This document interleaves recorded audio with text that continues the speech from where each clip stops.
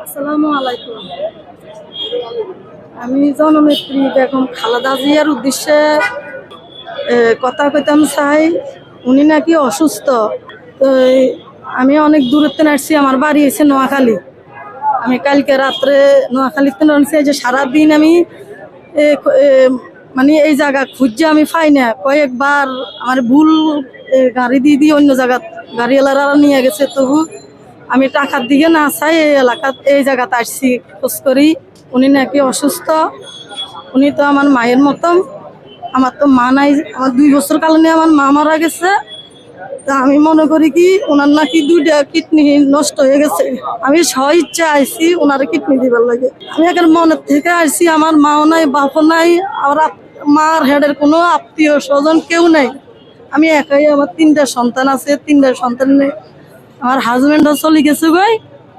উনিও আমাকে খোঁজ খবর নেয় না। তো আমি তো মার কোনো আদর মহব্বত খাইলাম না।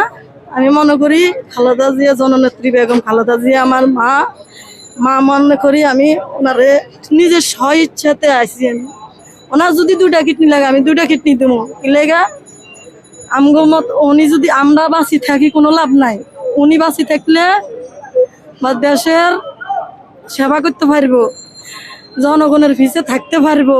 আর আমরা তো বাঁচি থাকি কোনো, আমার সন্তানের আল্লাহ আছে, আল্লাহ চাইবো, আমার সন্তানের দিকে আল্লাহ চাইবো। তো দয়া করে যদি আমার এই আপনারা অনুরোধটা করেন। আমি ওনারে স্ব ইচ্ছাতে বলছি আমি ওনারে কিডনি দিব। আমার কোনো মা নাই, বাপ নাই, মার হেডের ভাই বোন বলতে কেউ নাই।